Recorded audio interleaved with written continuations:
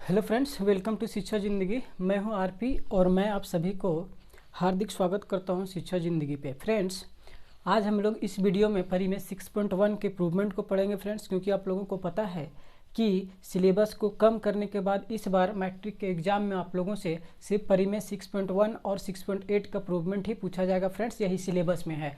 तो आप लोगों को पता है कि एक परी में तो पूछता है, तो 6.1 पूछे या तो 6.8 पूछे, दोनों में कोई भी आ सकता है। दोनों बहुत ही इंपॉर्टेंट है फ्रेंड्स। तो इसीलिए आप लोगों को बहुत बढ़िया से परिमेय को, दोनों परिमेय को समझना है फ्रेंड्स, रटना नहीं है, ठीक है। बढ़िया से आप लोग परिमेय को समझिए। तो फ्रेंड्स, इस वीडियो में हम लोग परिमेय 6.1 का इम्प्रूवमेंट को देखेंगे, ठीक है। 6.1 परिमेय क्या बोलता है फ्रेंड्स कि यदि अगर किसी त्रिभुज में एक भुजा के समानांतर अन्य दो भुजाओं को भिन्न भिन्न बिंदुओं पर काटने के लिए एक रेखा खींच दें, तो वो रेखा अन्य दो भुजाओं को समान अनुपात में विभाजित करेगा, ठीक है। बात से समझ में नहीं आया होगा। अंग्रेजी में बोले तो बोलेंगे if a line is drawn parallel to one side of a triangle to intersect the two other side at distinct point, ठीक है, then it will divide the two side in the same ratio, ठीक है। बात बोलने से समझ में नहीं आया होगा तो फ्रेंड्स हम लोग लिख करके इसको समझेंगे, क्योंकि मैथ में लिखने से समझ में आता है, बोलने से नहीं आता है। चलो, तो इस थ्योरम को समझने के लिए हम लोग क्या करते हैं, सबसे पहले एक ट्रायंगल लेते हैं, ठीक है। सबसे पहले एक ट्रायंगल लेते हैं फ्रेंड्स, और ट्रायंगल लेते हैं और ट्रायंगल का नाम दे देते हैं ABC, ठीक है। अब इस ट्रायंगल में एक रेखा खींचना पड़ेगा जो किसी तीसरे भुजा के समानांतर हो। बिल्कुल सही, क्योंकि थ्योरम को समझने के लिए ही करना पड़ेगा। तो एक रेखा खींच देते हैं, ठीक है। एक रेखा खींच दी और ये रेखा का नाम दे देते हैं DE, ठीक है। देखो तो ये जो रेखा है वो समानांतर है किसका, BC का। D किसके समानांतर खींचे हैं, DE का। D किसके समानांतर खींचे हैं फ्रेंड्स, BC का, ठीक है। और ये जो D है फ्रेंड्स, ये जो D रेखा है, ठीक है, वो देखो तो भुजा AB को D पर काट रहा होगा और भुजा AC को E पर काट रहा होगा। कोई दिक्कत नहीं है, ठीक है। तो यही तो स्टेटमेंट बोलता था कि अगर किसी त्रिभुज में एक भुजा के समानांतर यानी कि BC के समानांतर एक रेखा खींच दे, यानी कि D एक रेखा खींच दिए जो अन्य दो भुजाओं को भिन्न भिन्न बिंदुओं पर काटता है, यानी कि AB को D पर काटता है और AC को E पर काटता है, ठीक है। तो क्या करेगा, ये जो रेखा है ना, जो इन AB और AC को काट रहा है, भुजा AB और AC को D और E पर, ये AB और AC को सेम अनुपात में भी क्या करेगा, विभाजित करेगा। तो सेम अनुपात में विभाजित करने का मतलब, इस AB को देखो तो विभाजित कर रहा है AD और DB में। इसका मतलब क्या बोलेंगे सर, AD बटे BD। इसका मतलब क्या बोलेंगे, AD बटे BD। ये बराबर होना चाहिए सर AE बटे EC का या CE का। बात समझ में आ गया होगा, क्लियर है बात, ठीक है। तो हमको यही चीज़ क्या करना है, प्रूव करना है। जो स्टेटमेंट बोलता है कि अगर किसी त्रिभुज में एक भुजा के समानांतर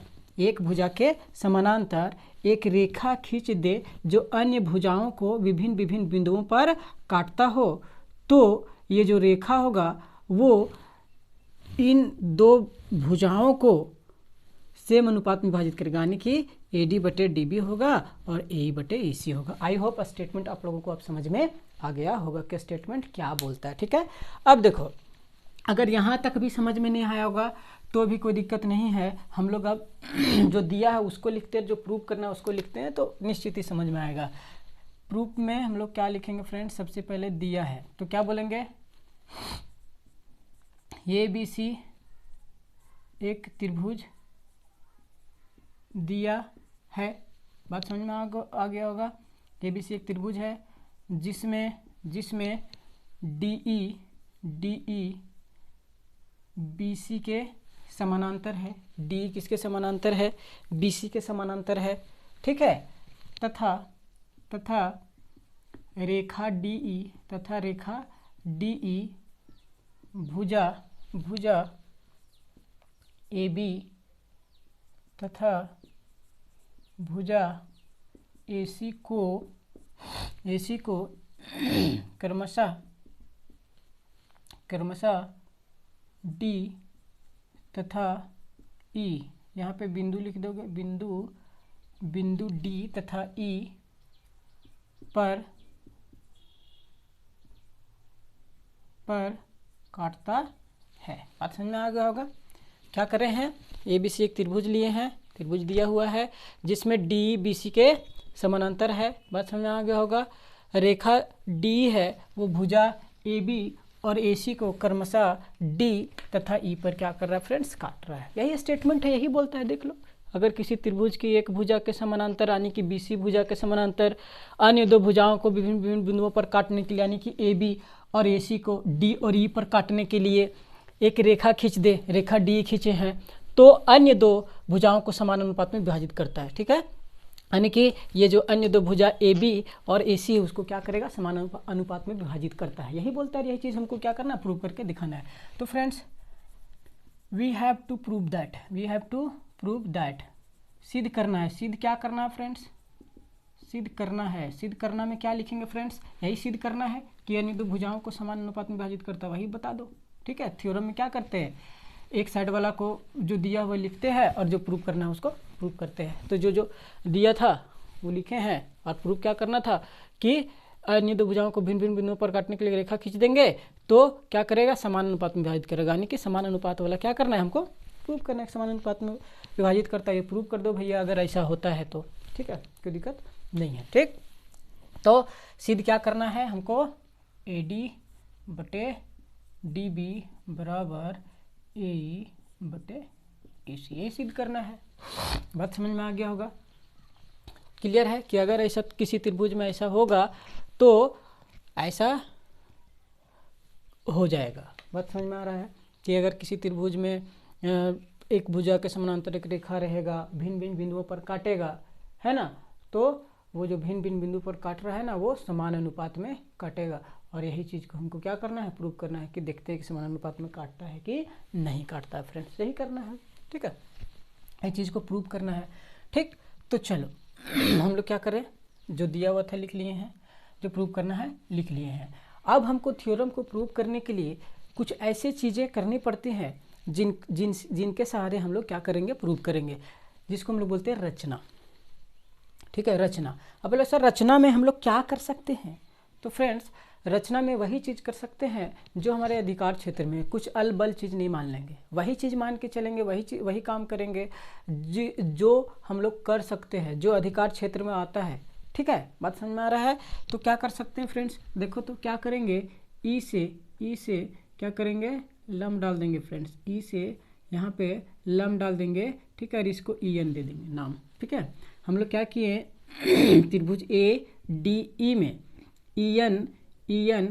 EN लम डाल दे किस पे, AD पे या तो AB पे, ठीक है। फिर वर्टेक्स D से यानी कि शीर्ष D से क्या कर देंगे, एक फिर से लम डाल देंगे इसके सामने ला भुजा AE पे या तो AC पे, बात समझ में आ रहा होगा, और इसका नाम दे देंगे जहाँ पे डाले हैं लम उसका M, ठीक है। कितना कर सकते हैं, कोई दिक्कत नहीं है, रचना तो कर ही सकते हैं। सबको जानते हो किसी त्रिभुज के शीर्ष से वर्टेक्स से सामने वाले भुजा पे क्या कर सकते हैं हम लोग, लंब डाल सकते हैं, कोई दिक्कत नहीं होगा। बात समझ में आ रहा होगा। फिर आगे क्या कर सकते हैं फ्रेंड्स, बी और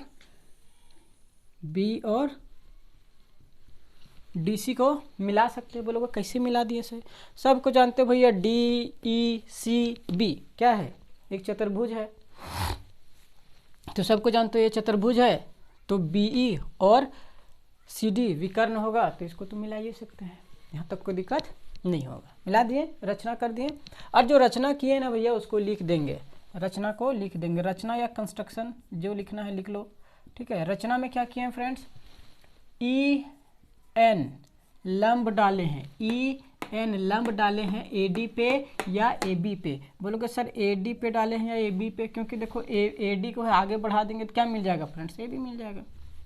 ठीक है, और क्या करें हैं फ्रेंड्स, डीएम को डीएम लंब डाले हैं, डीएम लंब डाले हैं किस पे, एई पे या एसी पे। कोई दिक्कत नहीं होगा, क्योंकि एई का ही बड़ा रूप एक्सटेंडेड रूप बढ़ाते जाएंगे एई को तो क्या मिल जाएगा, एसी। कोई दिक्कत नहीं होगा फ्रेंड्स। ठीक है, कोई दिक्कत यहाँ तक आप लोगों को नहीं होगा। कुछ नहीं किए हैं, जो दिया है वो लिखे हैं, सिद्ध करना वो लिखे हैं, और रचना में क्या करना है वो लिख दिए हैं आधा, और आधा और लिखना बाकी। और रचना में क्या किए हैं, डीसी तथा ईबी या बी जो लिखना है लिख सकते हो, डीसी तथा ईबी को मिलाया। ठीक है, कोई दिक्कत नहीं होगा यहाँ तक, आई होप। चलो फ्रेंड्स, अब देखो तो अब हम लोग आएंगे मेन मुद्दा में। यहाँ से देखो त्रिभुज ए डी ई का एरिया निकालेंगे। अब बोलोगे फ्रेंड्स ये एरिया क्यों निकाल रहे हैं अचानक सर, तो देखो फ्रेंड्स हम लोगों को प्रूव क्या करना था, प्रूव करना था ए डी बटे डी बी और ए ई बटे ई सी। ठीक है, तो एरिया निकालेंगे ना तभी ए डी डी बी मिलेगा। जिसे देखो अभी अब हम लोग एरिया निकालते हैं, अभी अपने समझ में आ जाएगा क्या करना है। सो देखो तो एरिया ऑफ त्रिभुज ए डी ई, त्रिभुज ए डी का एरिया कितना होगा फ्रेंड्स बताओ तो। ए डी ई का एरिया क्या होगा, यहाँ पे लिख दो नाव या अब जो लिखना है लिखो। अब एरिया ऑफ ए डी ई क्या करेंगे, एरिया ऑफ ए डी ई सबको जानते हो सर, ए डी ई एक त्रिभुज है ना, और सबको जानते हो त्रिभुज का क्षेत्रफल क्या होता है, 1/2 आधार गुने ऊंचाई, 1/2 आधार गुने ऊंचाई। सभी त्रिभुज का क्षेत्रफल 1/2 आधार गुने ऊंचाई होता है। ठीक है, जिस त्रिभुज का आधार और ऊंचाई हम लोगों को निकालना संभव है सबका होगा। बात समझ में आ रहा होगा। बोलेगा सर फिर हीरोन सूत्र क्या करता है, देखो भैया हीरोन सूत्र सबको जानते हो, विषम बाहु त्रिभुज के लिए है ना, 9 में पढ़े होगे, जिसमें आधार और ऊंचाई निकालना बहुत डिफिकल्ट हो जाता है। ठीक है, बस ये मेरा यहाँ कहने का मतलब है किसी भी त्रिभुज का क्षेत्रफल होता है 1/2 आधार गुने ऊंचाई, लिख दिए 1/2 आधार गुने ऊंचाई। बोलोगे ये फार्मूला किस में लगेगा सर, तो ये फार्मूला सभी त्रिभुज में लगेगा, सभी त्रिभुज के एरिया निकालने में लगेगा जिसका आधार और ऊंचाई निकालना पॉसिबल है। बात समझ में आ गया होगा।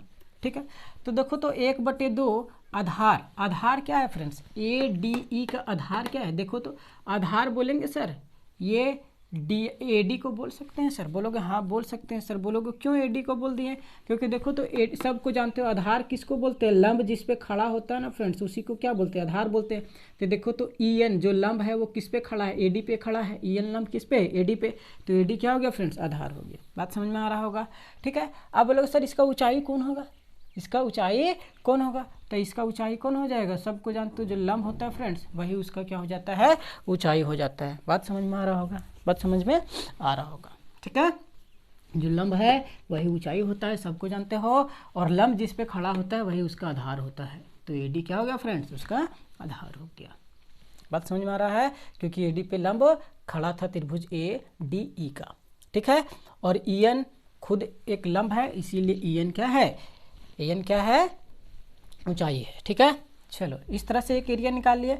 फिर देखो तो फिर एक तरह से ए डी का एरिया निकाल सकते हैं फ्रेंड्स, बोलोगे हाँ सर निकाल सकते हैं। बोलोगे कैसे, बोलेंगे 1/2 आधार, इधर से यदि मानते हैं, इधर से लंब को लेते हैं तो ए ई क्या हो जाएगा फ्रेंड्स, जरा बताओ तो, ए ई क्या हो जाएगा, आधार, ए ई क्या हो जाएगा, आधार। बोलेंगे क्यों, क्योंकि डीएम जो ऊंचाई त्रिभुज ए बी सी का एक ऊंचाई नहीं है फ्रेंड्स, इस त्रिभुज का अगर ऊंचाई को निकालना बोलता है तो बोलेंगे ये भी होगा सर, यहाँ ये इस भट्टक से लंब डालेंगे तो ये भी ऊंचाई होगा, अगर इस भट्टक से लंब डाल के निकालना चाहते हैं तो ये ऊंचाई होगा, इस भट्टक से लंब डाल के निकालना चाहते हैं तो ये ऊंचाई होगा। यानी कि ये भी ऊंचाई हो सकता है, ये भी ऊंचाई हो सकता है, ये भी ऊंचाई, किसी तरह से ऊंचाई निकाल सकते हैं सामने वाला शीर्ष से सामने वाला भुजा पे लंब डाल करके। ठीक है, तो देखो तो ये भी क्या हो जाएगा, ये भी क्या हो जाएगा, डीएम भी क्या हो जाएगा, ऊंचाई हो जाएगा, और डीएम किस पे खड़ा है, एई पे खड़ा है, तो ये क्या हो जाएगा, आधार। तो इसीलिए लिखें 1/2 आधार, यानी कि एई, और यहाँ डीएम ऊंचाई है इसीलिए डीएम। बात समझ में आ रहा होगा, कोई दिक्कत नहीं होगा फ्रेंड्स, यहाँ तक कोई दिक्कत नहीं होगा आई होप।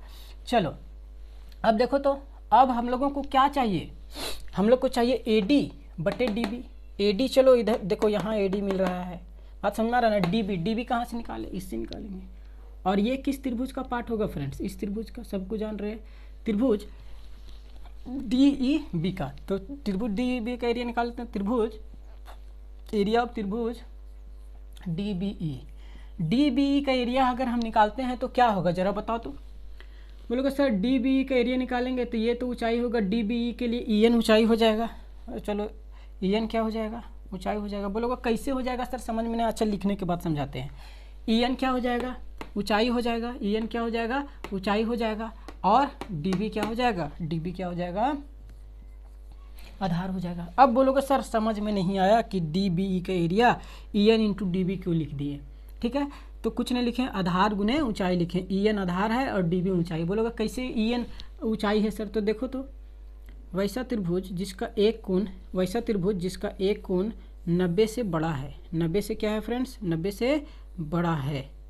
उसमें यदि हम लंब डालेंगे ना फ्रेंड्स, लंब डालेंगे ना फ्रेंड्स, तो वो क्या हो जाएगा, बाहर चला जाएगा। जैसे इस वर्टेक्स से लंब डालो, इस वर्टेक्स से लंब डालो, तो इस वर्टेक्स से सामने पर लंब डालोगे ना फ्रेंड्स, सामने वाला भुजा पर लंब डालना चाहोगे तो ये क्या चला जाएगा, बाहर चला जाएगा। ठीक है, इसके अंदर नहीं आएगा, त्रिभुज के अंदर नहीं आएगा। त्रिभुज से क्या चला जाएगा, बाहर चला जाएगा। तो क्या बोलेंगे, ये लंब डाले हैं सामने वाला वर्टेक्स से सामने वाला भुजा पर लंब डाले हैं और सामने वाला भुजा के एक्सटेंडेड रूप पे मिल रहा है। जब बाहर भुजा को बढ़ाते जाएंगे तब मिल रहा है। क्या बोलेंगे, ये ऊंचाई नहीं है। बोलेंगे हाँ ऊंचाई है, कोई दिक्कत नहीं है। बात समझ में आ रहा है। तो ये इसका क्या हो जाएगा, ऊंचाई हो जाएगा, क्योंकि ये बाहर कितनों भी निकल रहा है। लंब तो सामने वाला भुजा पर ही है ना। अगर इस भुजा को आगे बढ़ाते तो यही क्या होता, इसका ऊंचाई होता। बात समझ में आ गया होगा, कोई दिक्कत नहीं है। ठीक है, तो इसीलिए देखो तो ये त्रिभुज में यहाँ से लंब डालते हैं ना फ्रेंड्स, तो ये अपने आप बाहर चला जाता है। फ्रेंड्स ये हाथ से बनाया हुआ है, इसीलिए इस तरह दिख रहा है। अगर प्रकाल उरकाल से बनाओगे ना तो एकदम पक्का जो ई एन है वो बाहर ही निकलेगा,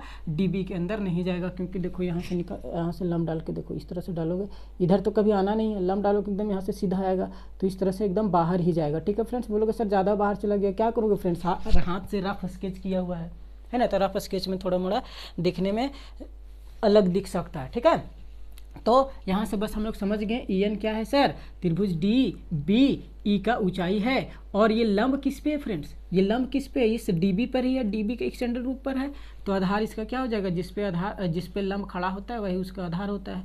तो डी बी क्या हो गया, आधार हो गया, इसलिए डी बी के यहाँ पर आधार लिख दिए। बात समझ में आ रहा होगा, यहाँ तक कोई दिक्कत नहीं होगा फ्रेंड्स। चलो अब देखो तो फिर एरिया हम लोग निकालते हैं फ्रेंड्स, किसका एरिया हम लोग निकालते हैं। देखो अब बोलोगे सर ये एरिया इसका क्यों निकाल रहे हैं, हम निकालते हैं ई सी डी पे, ई सी डी का या तो ई डी सी का निकाल लो, कोई भी लिखो, त्रिभुज ई डी सी ये हो जाएगा। लिख देते हैं एक बार, ये क्या हो जाएगा फ्रेंड्स, देखो तो इसका ऊंचाई कौन हो जाएगा, इसका ये वाला डीएम, इसका ऊंचाई कौन हो जाएगा, डीएम। बात समझ में आ रहा होगा, इसका ऊंचाई कौन हो जाएगा, डीएम। क्योंकि देखो यहाँ से भी लंब डालेंगे ना फ्रेंड्स, तो ये अंदर घुसने वाला है नहीं, ये लंब कहाँ चला जाएगा, बाहर ही चला जाएगा। अब ज़्यादा बाहर है तो क्या करोगे, रफ स्केच में होता ही है, तो ऊंचाई डीएम हो गया।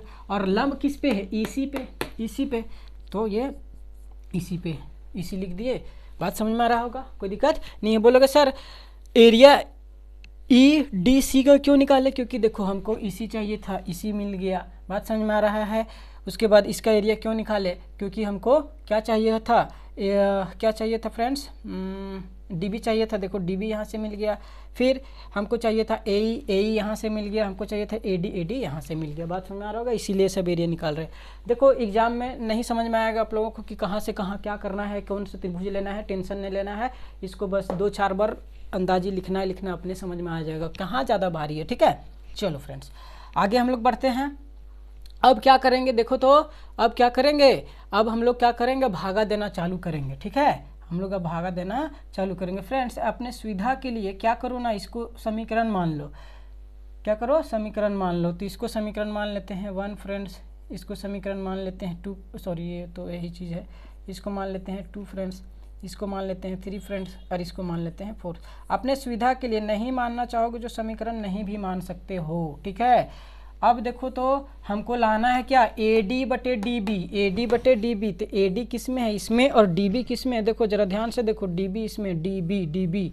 तो समीकरण ये 1 है, अच्छा यहाँ मानो समीकरण 1, तो ये समीकरण 1 है और ये समीकरण 3 है। तो क्या करेंगे, हमको ए डी बटे डी बी लाना है, इसीलिए समीकरण 1 को भागा दे देंगे समीकरण 3 से, तो समीकरण 1 भागा 3 हो जाएगा। तो देखो तो समीकरण 1 क्या है, सबको जानते हो फ्रेंड्स, जब भी दो समीकरण को भागा देते हैं तो बायां साइड वाला बायां साइड भागा होकर लिखाता है, दाहिना साइड वाला दाहिना साइड भागा होकर लिखाता है। तो देखो तो इसका बायां साइड में क्या है, area of D B, area of A D E, और इसके बायां साइड में समीकरण 3 का क्या है, area of A D, sorry friends, sorry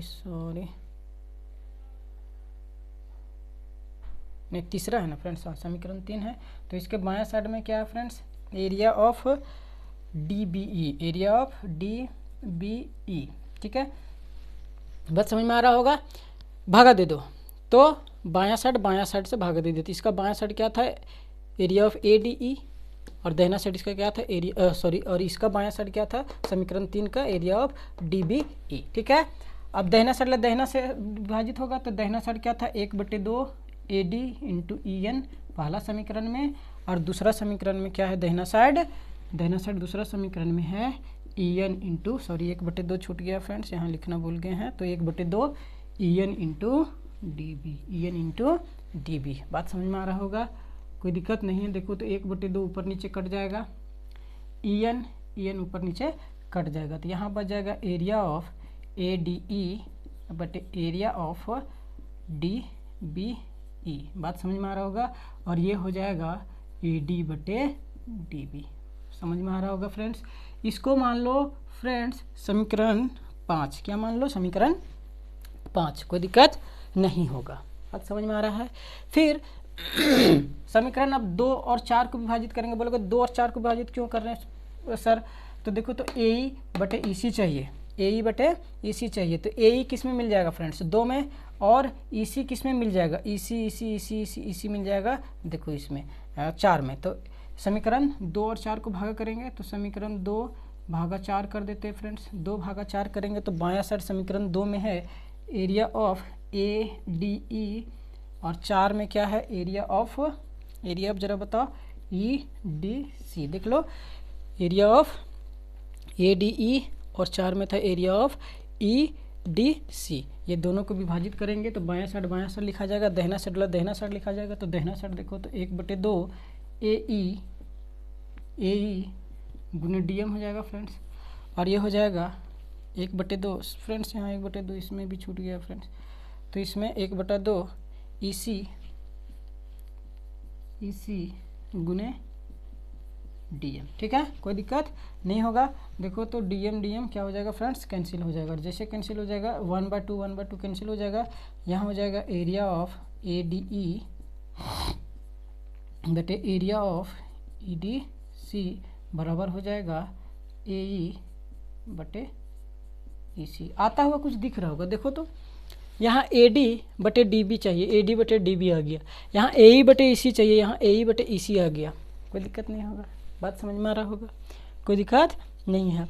और जब ये आ गया फ्रेंड्स, जब ए आ गया तो ये और ये किसी तरह से बराबर करने के लिए सोचेंगे, है ना, इसको समीकरण थोड़ा देर के लिए 6 मान लो, ठीक है, इसको बराबर करने के सोचेंगे, बोलेंगे हाँ सर बराबर करेंगे, चलो तो बराबर करने के लिए क्या करेंगे हम लोग, देखो तो एक थ्योरम का प्रयोग करेंगे। आप लोग सब 9th क्लास में एक थ्योरम पढ़े होंगे कि किसी भी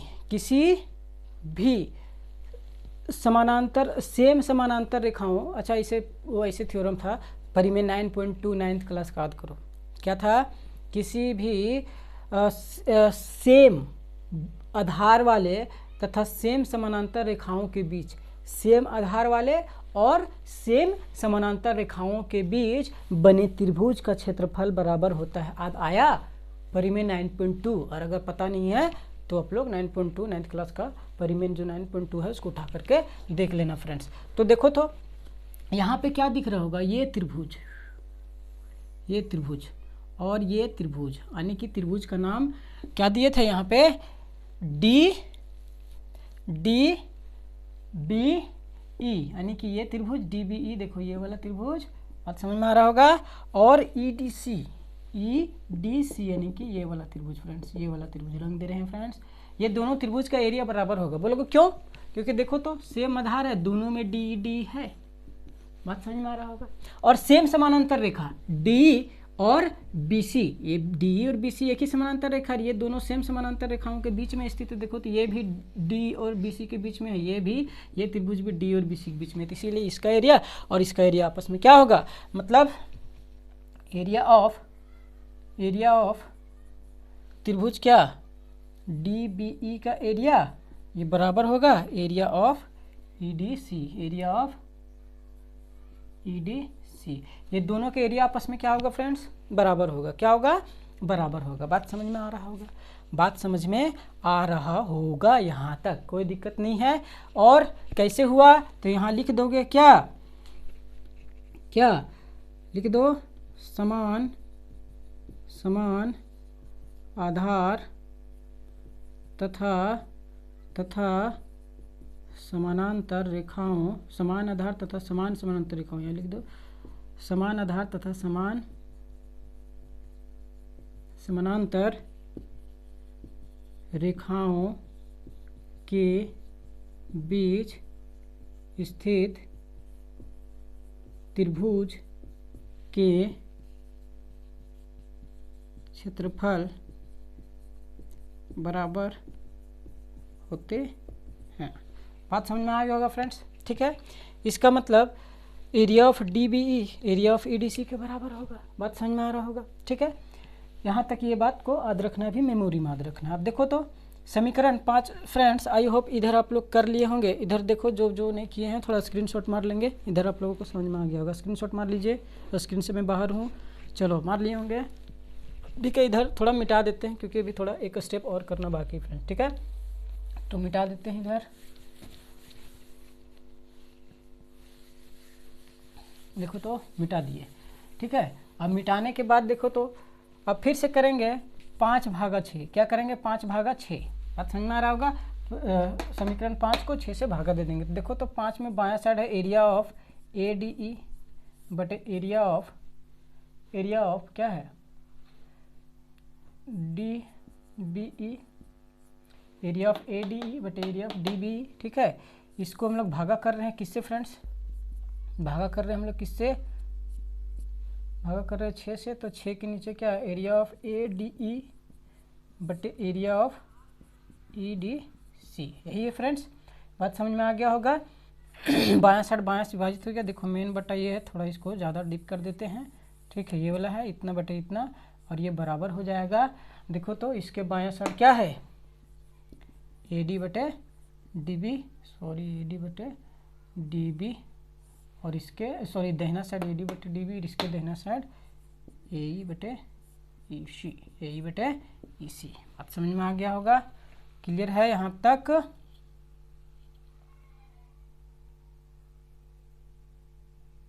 ठीक है फ्रेंड्स, यहाँ तक क्लियर होगा। देखो तो त्रिभुज ADE का जो एरिया है और त्रिभुज AD का एरिया है, एक ही चीज़ है। ये और ये खत्म हो जाएगा, ऊपर नीचे सब कुछ जानते हैं, कट जाएगा। और फिर DBE और EDC ये दोनों का एरिया आपस में क्या था फ्रेंड्स, बराबर है। तो ये जितना होगा उतना ही ये भी होगा, तो ये दोनों भी आपस में कैंसिल हो जाएगा। बात समझ में आ रहा होगा, कोई दिक्कत नहीं होगा, ठीक है। तो देखो तो ये 1/1 हो जाएगा, इधर पूरा 1 हो जाएगा। और यहाँ यहाँ पे AD बटे DB होगा फ्रेंड्स, और यहाँ पे AE बटे EC होगा फ्रेंड्स। बात समझ में आ रहा होगा। यहाँ से कर दो cross multiply friends, cross multiply कर दोगे तो इधर आ जाएगा AE बटे EC, और इधर हो जाएगा AD बटे DB, ठीक है। अब सबको जानते हो ये बराबर B लिखा हुआ सर, इसका मतलब B बराबर ये ही है, पलट के लिख सकते हैं, ये बराबर B यानी कि B बराबर ये। तो इसका मतलब AD बटे DB बराबर ये है AE बटे EC। बात समझ में आ गया होगा। सिर्फ दहना बायां बायां दहना करके लिखें फ्रेंड्स, यहाँ तक कोई दिक्कत नहीं होगा, ठीक है। क्लियर है बात को, बात क्लियर है। यहाँ पे ये वाला साइन देते जाएंगे, यहाँ वाला फ्रेंड्स ये छूट रहा है, आप लोग देते चलेंगे। यहाँ पे बोर्ड में जगह नहीं रहता, इसीलिए हम देते नहीं जाते हैं फ्रेंड्स, ठीक है। कोई दिक्कत यहाँ तक नहीं होगा। आई होप परिमेय 6.1 आप लोगों को समझ में आएगा, और यही प्रूव करना था, यही हो गया प्रूफ। बात समझ में आ गया होगा, ठीक है। बढ़िया से एक बार वीडियो को देखेंगे, फिर नहीं समझ में आएगा दोबारा देखेंगे, फिर नहीं समझ में आएगा दोबारा देखेंगे, 2 से 3 बार में पक्का आप लोगों को समझ में आ जाने वाला है। कमज़ोर से कमज़ोर बच्चा के भी दिमाग में छप जाएगा फ्रेंड्स। तो यदि आप लोगों को ये थ्योरम समझ में आया होगा, हमारा मेहनत अच्छा लगा होगा, तो चैनल को सब्सक्राइब करना बिल्कुल नहीं भूलेंगे फ्रेंड्स, क्योंकि आप लोग का सपोर्ट बहुत ज़रूरी है। और वीडियो को फ्रेंड सर्कल में ज़रूर शेयर करेंगे, ठीक है। और हमारे मोटिवेशन को बढ़ाने के लिए, हमें मोटिवेट करने के लिए वीडियो को लाइक ज़रूर करेंगे फ्रेंड्स, ठीक है। तो 6 नंबर यहाँ से आप लोगों को पक्का हो जाएगा। और निश्चित ही यही 2 थ्योरम 6.1 और 6.1 में 6.8 में कोई पूछना है तो ज़रूर पूछेगा फ्रेंड्स, ठीक है। तो थैंक यू फॉर वॉचिंग। जय हिंद।